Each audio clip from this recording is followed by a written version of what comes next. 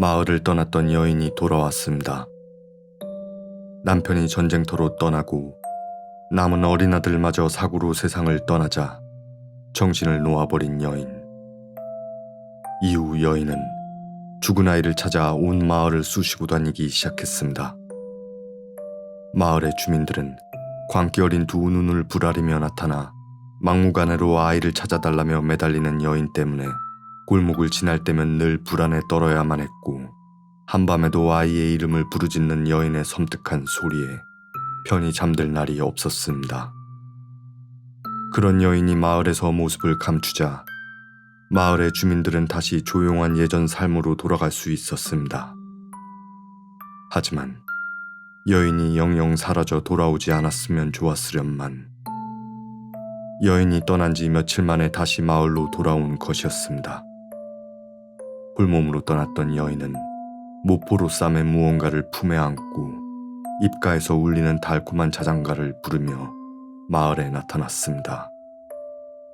여인이 어디서 무엇을 발견했든 간에 여인은 그 모포로 감싼 무언가를 자신의 아기라고 생각하는 것이 틀림없었습니다. 산에서 버려진 아기를 발견한 것일까?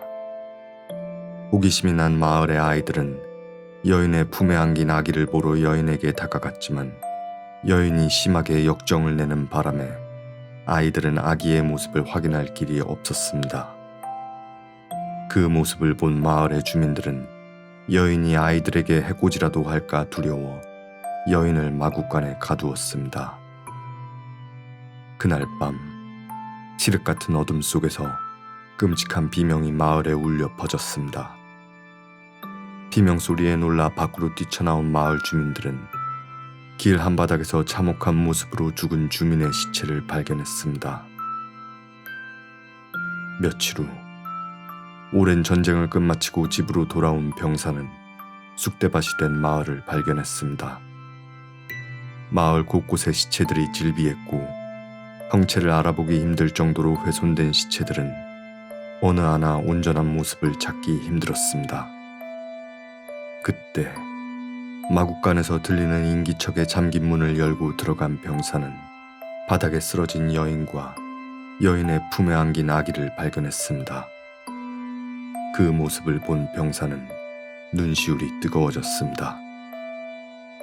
여인과 여인의 품에 안긴 아기는 병사의 아내와 그의 어린 아들이었기 때문이었습니다.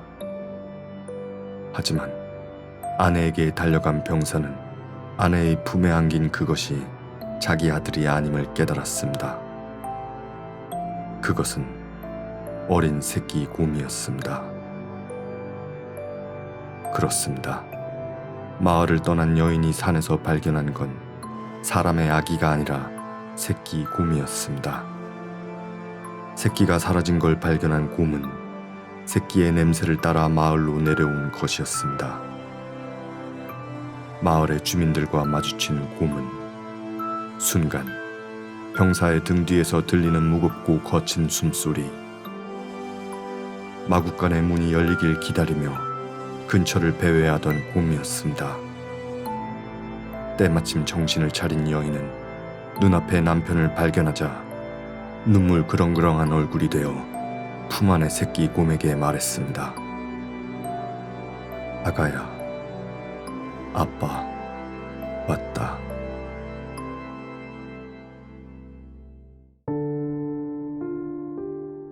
안녕하세요, 바젤입니다.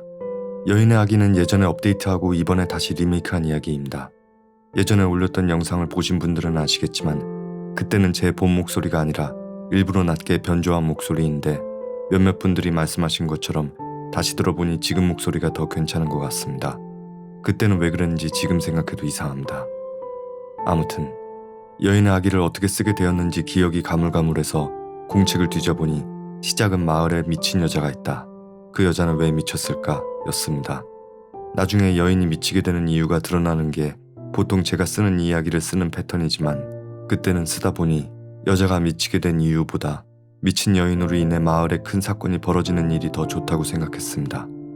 그렇게 이야기를 쓰다가 예전에 인터넷 공포 게시판에서 읽은 실화로 일본의 어느 마을이 곰 때문에 전멸한 이야기가 떠올라, 그래, 여인이 어디서 아기를 업어왔는데 사실 그것은 아기가 아니라 새끼곰이었어. 그리고 엄마 곰이 새끼곰을 찾으러 마을에 내려와서 난리가 난 거야 라고 공책에 써있더군요. 글씨가 엉망인 걸로 보아 그때 꽤나 술이 취했던 것 같습니다. 후기를 쓰는 지금도 취했는데 최근 들어 제발 술 좀 그만 마시자 자꾸 다짐하지만 쉽지가 않습니다. 음악은 예전 음악 그대로입니다.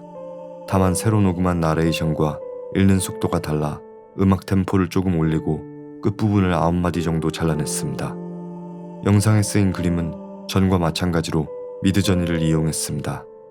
처음에는 유화 느낌으로 가다가 마지막에 가서 맘에 들지 않아 다 다시 작업했습니다.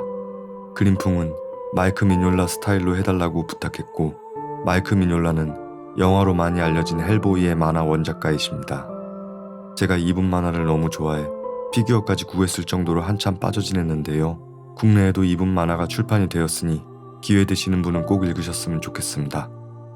아무튼 이번 작업은 저에게 큰 의미가 있었습니다. 예전부터 제 이야기를 만화로 만들면 좋겠다고 생각했는데 이번 기회에 그 한을 푼 기분입니다. 그건 그렇고 요즘 정말 술을 그만 마셔야겠다고 생각하고 있습니다.